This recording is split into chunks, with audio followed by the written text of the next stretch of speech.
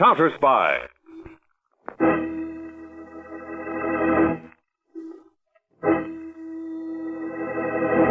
Washington calling David Harding, Counterspy. Washington calling David Harding, Counterspy. Harding, Counterspy. Calling Washington.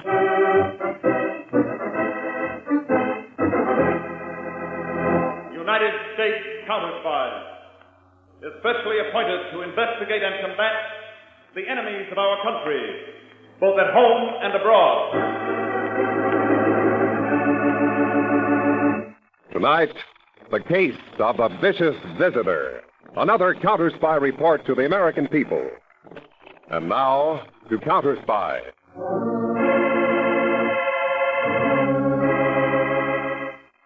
A penitentiary, its high, thick walls looming black in the darkness. Inside, a sudden flood of searchlights illuminates every corner.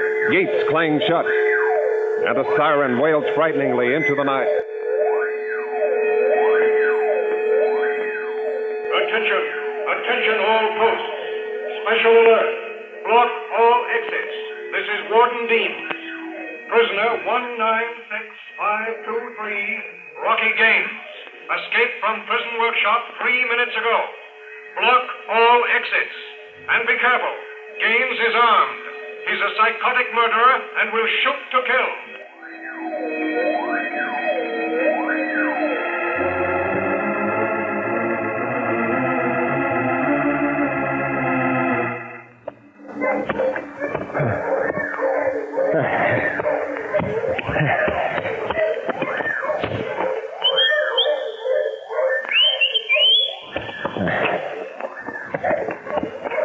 You made it, Rocky. Yeah, Al, I made it. You got the clothes? Yeah, in the car. All right. And change on the way. The hounds are getting close. Come on, let's get going. Oh, I'm fagged out, Al. Where's the car? Right where I said it'd be, Rocky. Yeah? The road cuts through this swamp just a few feet ahead. Dogs are getting closer, Rocky. I got this far, Al. I'll get the rest of the way. I hope. There's the car. Studs is in the back seat. You can change when... What? Rocky, I'm hit. A couple of shots might hold him off a minute. Al, come on, get in the back, quick. Can't move. All right, come on, I'll help you in. Oh, come on.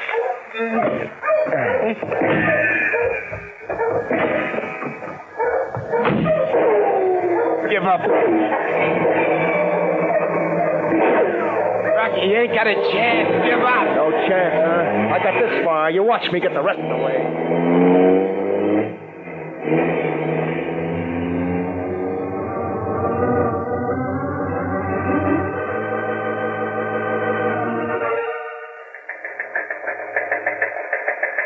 To David Harding, Chief, United States Counterspies, Washington.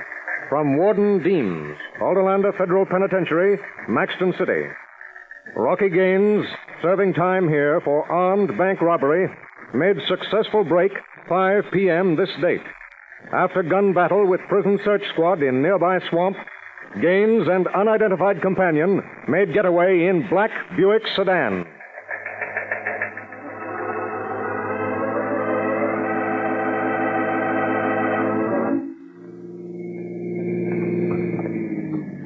Rocky, where you driving it? We gotta ditch this car, Al. These woods are as good a spot as any. Rocky, them bumps. Every time you hit a bump, it kills me. I'm all shot up. Oh, they got money on with you. You don't hear me yapping, do you? It hurts, Rocky. Honest, it hurts bad. Oh. Okay, we'll leave the jalopy here. Come on, Al. Get out of that back seat. I can't. Out, I said. We gotta keep moving. Yeah, Rocky, I swear. Down to my legs, I can't move. Rocky, I'll wait here for you. What do you mean, wait? You gotta get me a doc, Rocky. Please. Rocky, a doc's the only one that can help Oh, me. sure. Doc, I'll say, come with me and help my pal. He got shot helping me break out of the pen.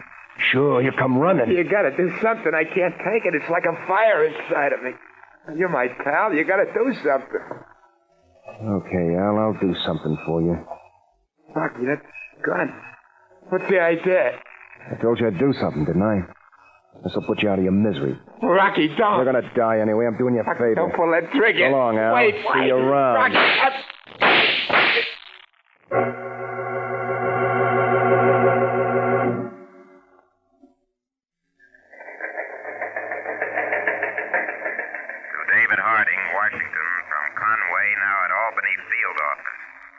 Black Buick sedan used by Rocky Gaines in prison break. Found in woods 16 miles north of here. Bullet-riddled body of unidentified man found in back seat. For identification and forwarding fingerprints, bullets removed from body and blood samples.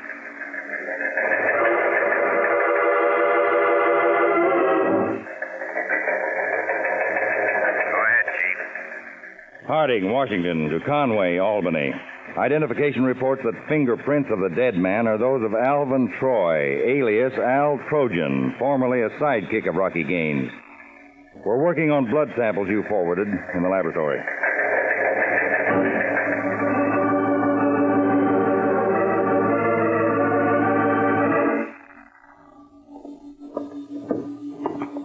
How's it coming, Dr. Lawton? Well, I've finished the blood test, Mr. Harding. And? I'll have a look. This microscope first. Uh-huh. Now, that's a specimen of the blood we found in the rear seat of the getaway car. Type O. The dead man, Al Trojan, had type O. Yes, sir. Now, look at the specimen under this other microscope. See, that's a smear we got from the front seat of the car. That's different. It certainly is. Type B blood. Which means that the man driving the getaway car was Rocky Gaines. And he must have been wounded by the prison guards, too. Undoubtedly. Well, Dr. Lawton, when the other reports are completed, let me know. I'll be back in my office with Harry Peters.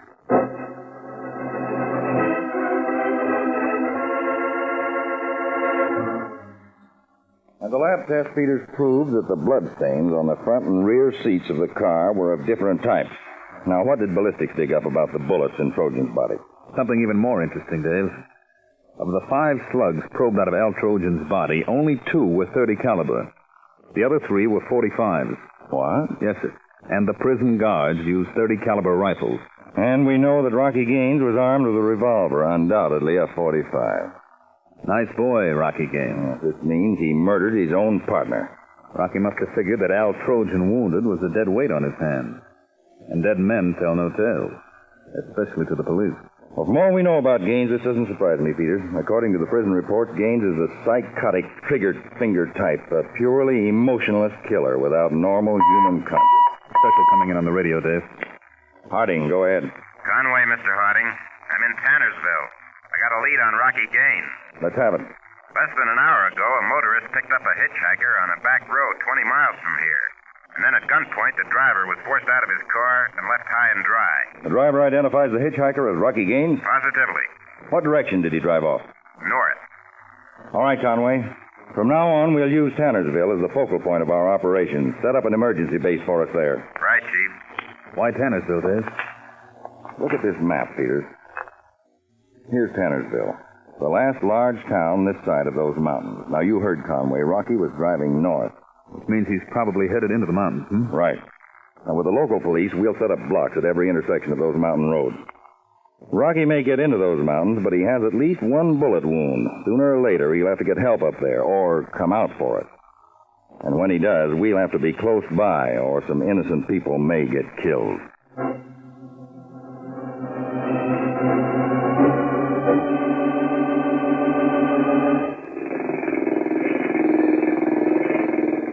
Norma, this boat engine sounds kind of peculiar to me. Oh, Cliff, there isn't a thing wrong with a boat, and you know it. Well, it still sounds funny. I can't put my finger Now, on the... darling, you're just looking for another excuse to take the motor apart again. Now, isn't that it? Trouble with you, Mrs. Benton, is you know too darn much about me. Well, now, imagine a husband admitting that. Hey, you're running us right into the jetty. Oh, I am. I'm sorry. All right, now bring it in easy. There. That's it. Okay, kill the motor. Huh? This is a nice landing. Thank you. Anything special you want in town, Norma? No. Yes, Cliff. Will you stop by Jane Tompkins and ask if she heard anything about that material I ordered? Jane Tompkins material. Anything else? Not a thing. I'll be back to pick you up here at 12. All right, honey. Here at the jetty at the bluff. Bye.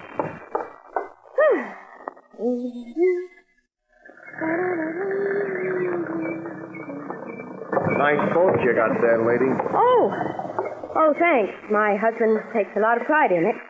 Looks like things turned out okay for you, Norma. What? What's the matter, Norma? Don't you remember me? An old friend like me? Take another look. Rocky Gaines. Yeah, it's been a long time, huh, baby? How many years? 15? Still don't look a day over 20. What are you doing here? You don't look so glad to see your old friend Rocky. You and me used to get along swell in the old days, remember? Norma and Rocky? Quite a pair. What do you want, Rocky? For old time's sake, baby, just a little favor. What kind of a favor? I happened to be in the neighborhood, and I remember hearing that after you left town, you come up here and married yourself a square. Some guy who runs duck hunting blinds out on that island on the lake. Yes, we live there, Cliff and I. I figured that island's just about the right place for me to lay low a while till the heat's off. Now, what do you say, Norma, baby? For old time's sake? I'm sorry, Rocky. I got a slug in my shoulder. I need a doc to take care of it. I got a healthy wad of dough. You'll get nice room and board. No, I won't do it, Rocky. I can't. I'll just pretend that you weren't here. But I didn't see you. You pretend, huh? It's the best I can do, Rocky. The best you can do? Now, you listen to me. I'm wise to your setup, baby. Nobody around here is supposed to know what you were before you came here. You're a nice, sweet lily of the valley in these parts, Rocky, huh? I've changed. I'm different. Norma, baby. That character Cliff who got out of that boat a few minutes ago. He two looked awful happy from where I was sat. Ever tell your husband about the old days, Norma? About yourself and Rocky Gaines? No, I guess you didn't. Now, you wouldn't want to spoil everything to make Mr. Benton unhappy, would you?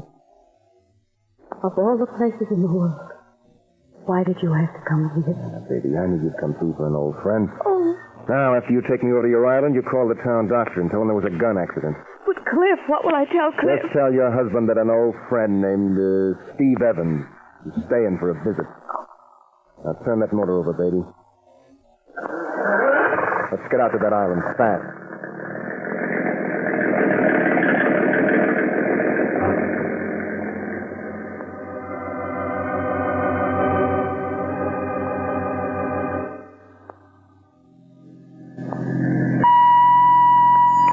Harding, go ahead. This is Conway, Mr. Harding. We've just located a car stolen by Rocky Gaines. It's lying at the bottom of a ravine, completely wrecked. What about Rocky? No trace of him, Chief. What's the location, Conway? Just off a dirt road called Elder Lane, 9 miles south of Crystal Lake. All right, Conway, we'll head that way. Better step on the seat. Right, Dave. We'll have to turn onto Route 16A for Crystal Lake. Crystal Lake. It means Rocky's still moving north. Yes. Without a car, he's going to be slowed down. Dave, now we can start closing in on Rocky Gaines from all sides. Yes, and let's hope we get him before any innocent bystanders excite his murder-mad mind.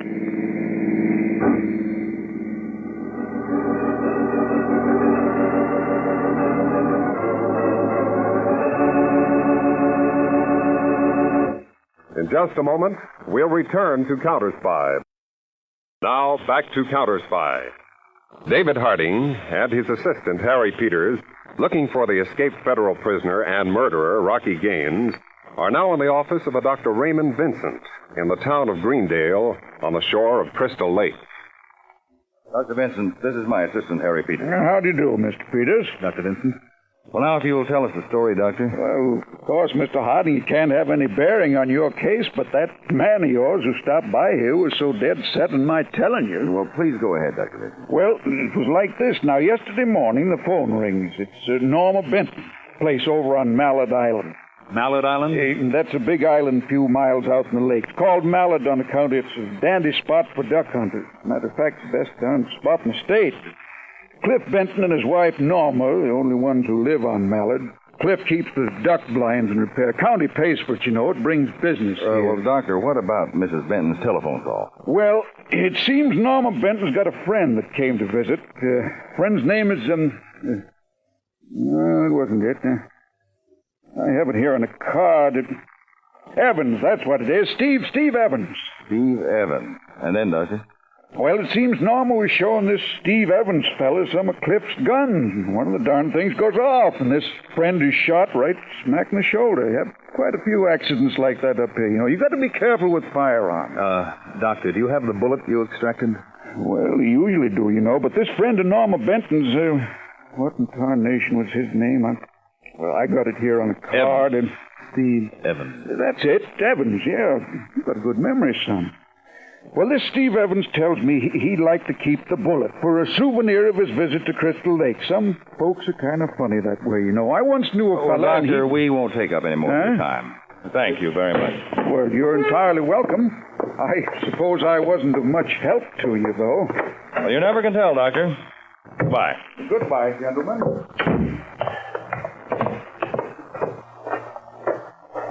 What do you think, Dave? I'll bet you my pension that the Benton's visitor is Rocky Gaines. Hop in, Peter.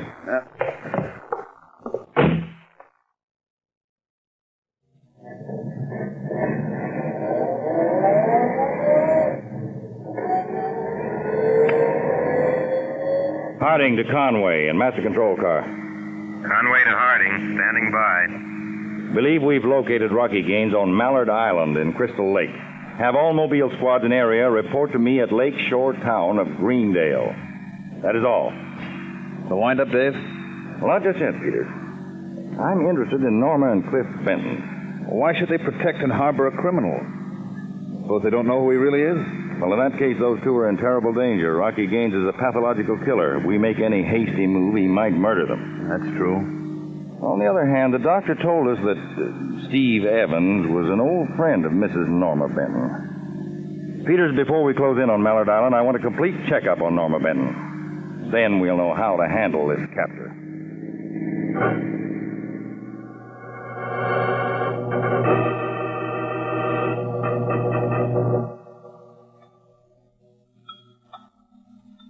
Well, that was a real swell dinner, Mrs. Benton. Norma's my favorite cook, Mr. Evans. You're lucky to have a wife like her. Yes, don't I know it?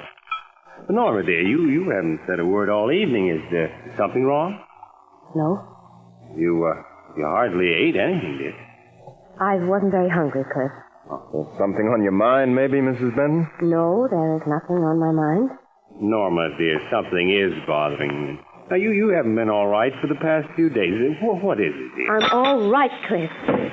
How many times do I have to tell you I'm perfectly all right? Now let me alone. Norma, wait. I just want to be let alone. Norma! Well, looks like I maybe started something, Mr. Benton. No, it's not your fault, Mr. Evans. Only I can't understand what's gotten into her. She was always so happy here, you know, on the island. Such a safe, peaceful place. Yeah, Mr. Benton. This island's about the safest place I've ever been in my life.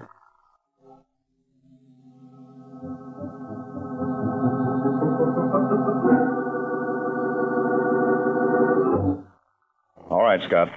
Thanks very much. Peters, you get all that on the extension? All of it, Dave. This is Norma Benton, formerly Norma Marcy, entertainer at the Black Grotto in Bayside from 1931 to 1934. An old flame of Rocky Gaines. That undoubtedly means Mrs. Benton is giving help to Rocky. Yes, Peters. She's hiding him. Now we know how to handle this.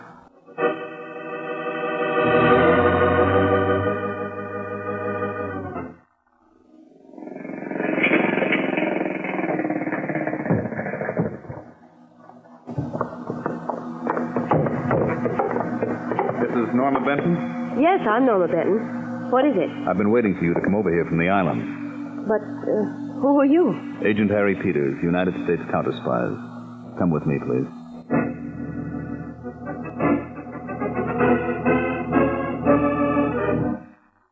And that's the story, Mr. Harding. Rocky Gaines forced himself on me. I had to take him. You had to? Why? Because I didn't want Cliff. That's my husband to find out what I was once. I didn't want to hurt him. I see. Can you understand what I mean, Mr. Harding? Well, yes, Mrs. Benton, but there are a great many people like you who make the same mistake. Once you were in a bad crowd, but at least you had the sense to get out. You've nothing to be ashamed of. Some people don't see it that way. The right people do, Mrs. Benton, and from everything I know about your husband, he's certainly one of the right people. I was crazy to help Rocky, I know. If I had come to you in the beginning, Cliff wouldn't be in such danger now. Danger? What do you mean, Mrs. Benton? Rocky warned me not to let Cliff leave the island until after he's gone. He keeps his eye on Cliff all the time. Follows him, never lets Cliff out of his sight. And Rocky always has that gun with him. He told me that if anything goes wrong, if I make just one slip, he'll kill Cliff.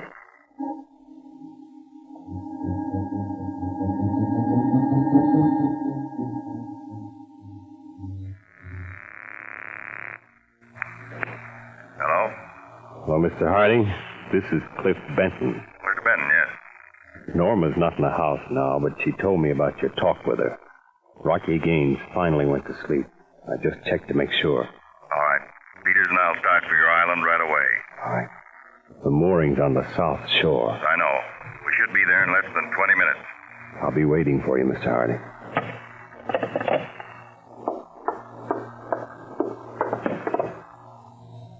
You'll be waiting, huh, Benton? Gaines. I told Norma what had happened if either of you tried playing games with me. You should have left my wife alone. You... I knew her long before you did, you...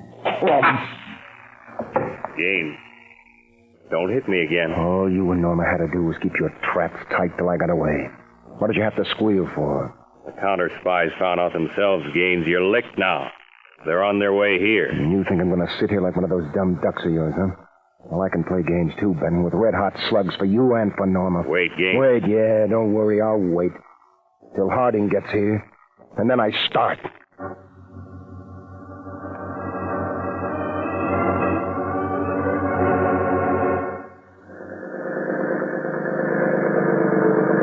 Ballard Island just ahead, Dave. Make for the jetty on the south side, Peters. Right. Peters. What? Through the trees. That light. Light? Right in the center of the island. Over there. I see it. That's the attic light in the Benton house. Norma Benton's danger signal to us. Something must have gone haywire. Maybe Rocky tumbled to the plan. Let's get to shore.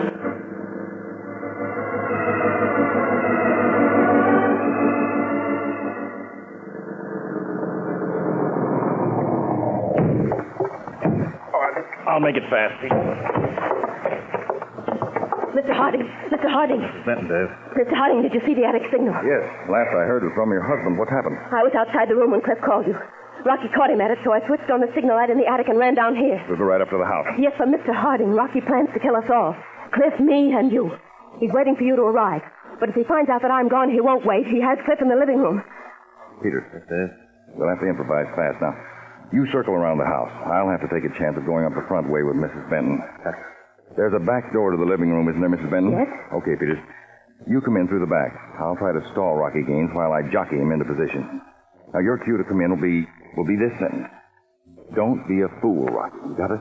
Don't be a fool, Rocky. I'll set on it, Dave. I better... A shot, Dave. Cliff! Cliff, he's still Cliff! Mrs. Benton, wait. Don't go back there alone. Wait!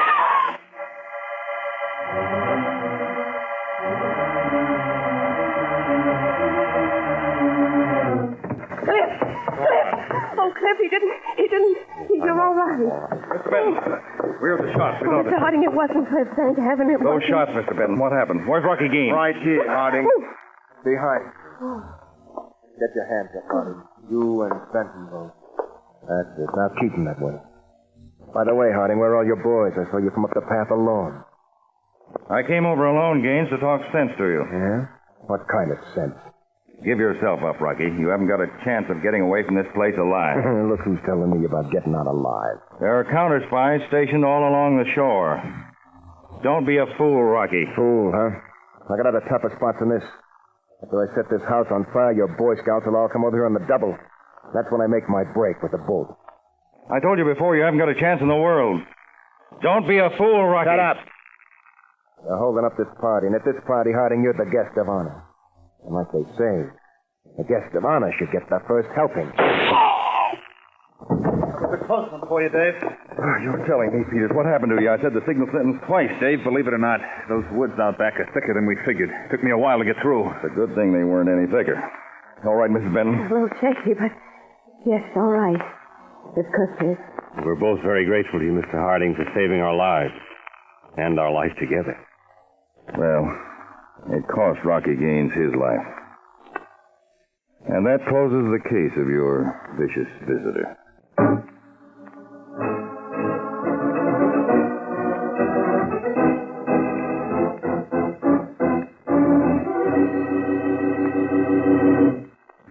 Tonight's Counterspy program originated in New York, was directed by William M. Sweet, dramatized by Edward J. Adamson, and featured Don McLaughlin and Mandel Kramer with music by Jesse Crawford. Counterspy is a Phillips H. Lord production